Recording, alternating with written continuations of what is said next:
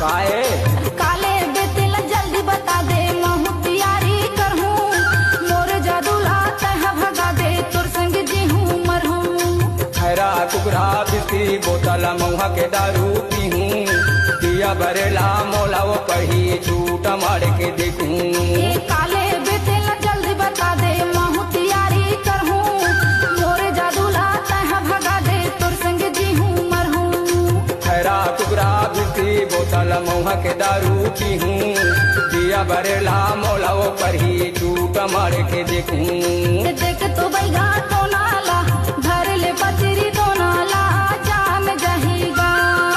धरे हमें मोला बीमारी लगे है मोला प्रेम कहानी जाम जहीगा छारन दे मोला फूकन दे कैसी मंदल पढ़ान दे